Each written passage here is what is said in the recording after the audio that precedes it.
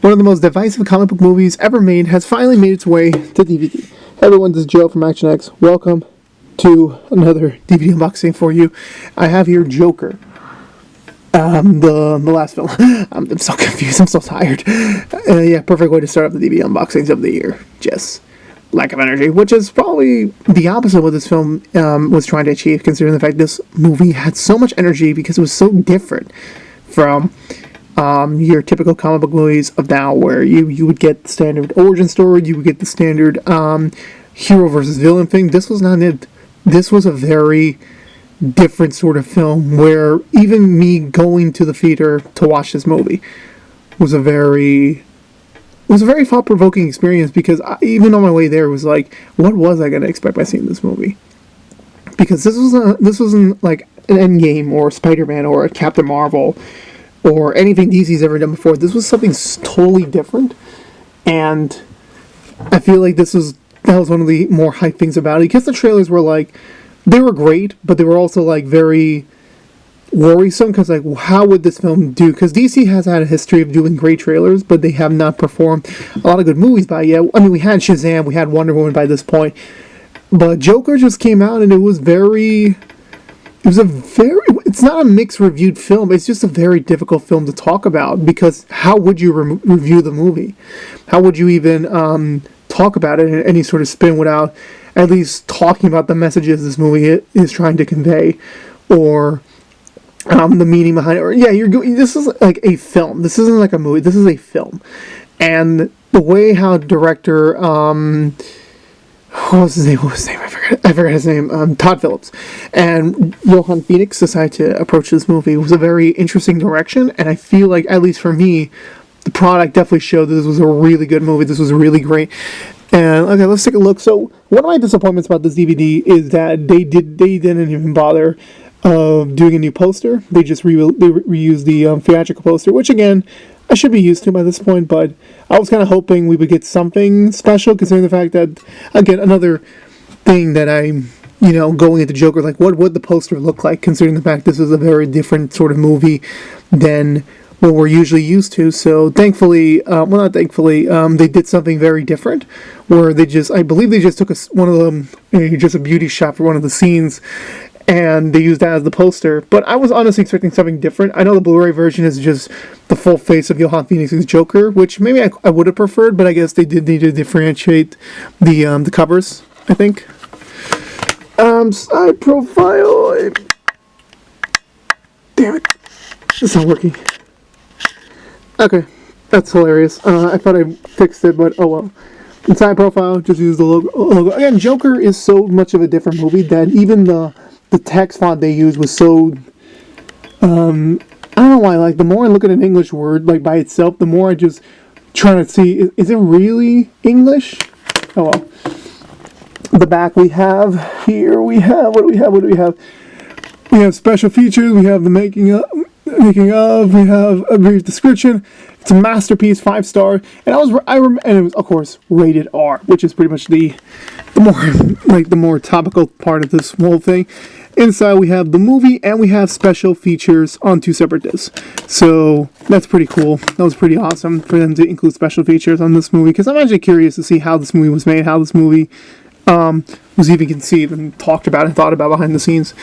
So I didn't do a proper movie review for this on the Action X channel overall, because this was just one of those films that it's difficult to talk about. Like, I feel like there's just a lot of directions I could take in a review, and there's a lot of directions I could take in a conversation with this movie that I haven't even been able to have with, besides George, when he saw the movie. We didn't see it together. We saw it separate screenings. This, I think I just have to, like, this definitely screwed with the mind a little bit, in terms of, like, and I'm not spoiling anything about the movie. This is not a spoiler review. I'm just talking about my base opinion. It does definitely, like, twist your mind a little bit on certain things and certain characters and certain things you thought you knew but you didn't know. I am very trying to think of the right word here. I'm very it's good that they did its own thing. They didn't adapt anything from the comics. They didn't do Killing Joke.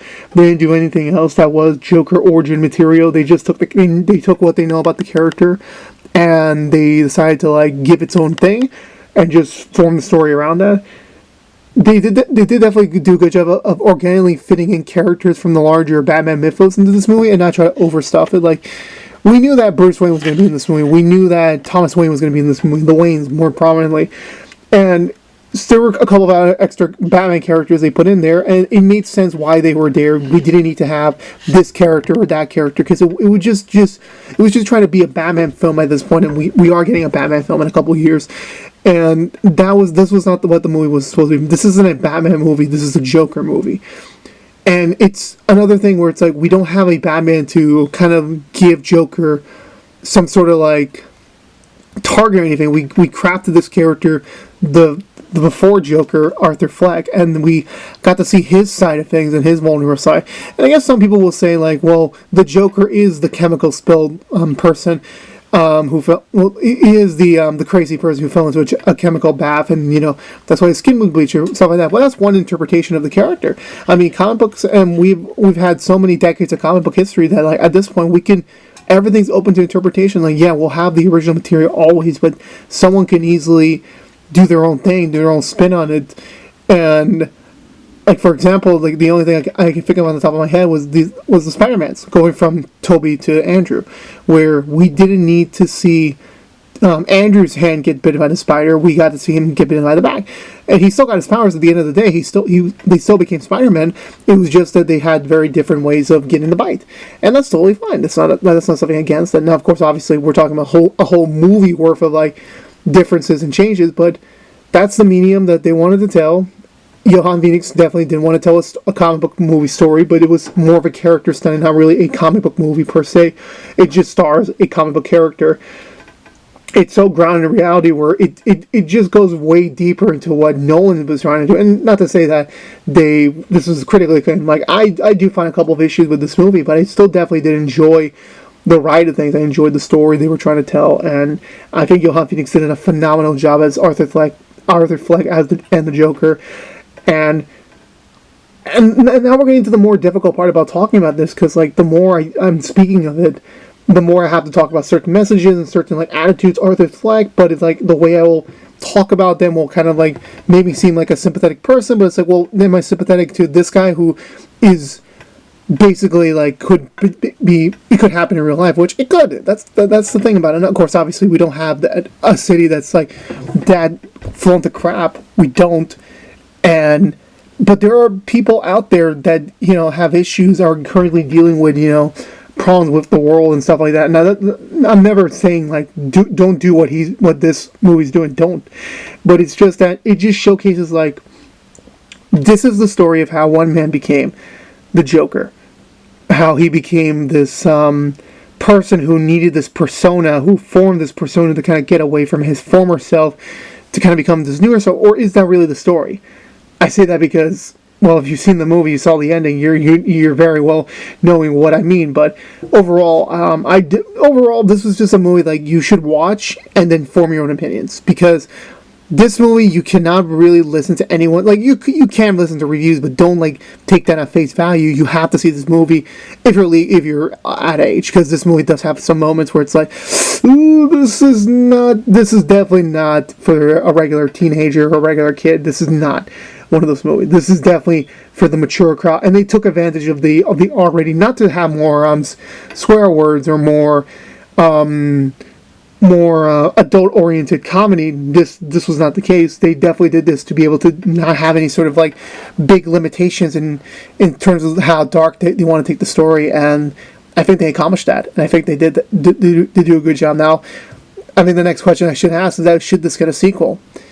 I don't know, really. Like, I think this would be great as a one-off. Just kind of leave it ambiguous enough to the point where, like, what did happen to this Joker? What did happen to this Arthur Fleck?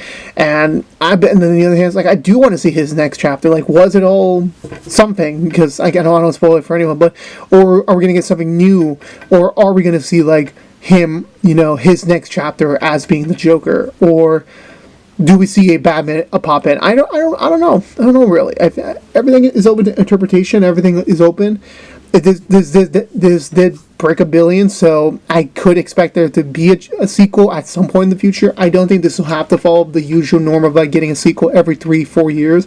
I do definitely see this being a movie we get once in a while, maybe once a decade or stuff like that. So I am very comfortable waiting for another Joker with the same team. So yeah, so enjoy this movie for now, and maybe we'll get another one in the future. We'll see what happens. Anyway, guys, that's going to do it for me. Thank you guys so much for hearing me watching this DVD in static mode for like a good five or so minutes. If you were unaware, this was Action X bringing you a DVD unboxing. If you want to see more DVD unboxings from Action X, please subscribe to the channel. Please ring the bell for notifications when we have a new video up. Please like, favorite, share the video if you please.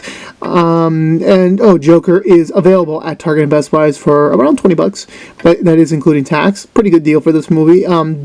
This was also another thing. This was a very fast turnaround for a movie. This came out less than 3 months. No, almost exactly 3 months since the movie was released, so this was fairly quick. So I hope you all get to see it if you want to, if you're of age, and if you are ready to see something totally new from a comic book movie. So let me know in your comments below.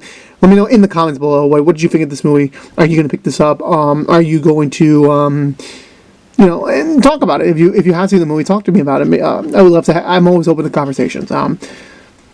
Let's start the conversation, or keep it going if you want to. Anyway, guys, that's going to do it for me. We'll see you guys next week with another DVD unboxing. Please, also, we have other stuff on Action X if you want to stick around to, like What's on the Tube, our television commentary sort of show. Let's Talk, where it's just another, I talk about random stuff. And yeah, check out our Twitter. Keep up to date on stuff. And I'll see you guys next week. See you guys.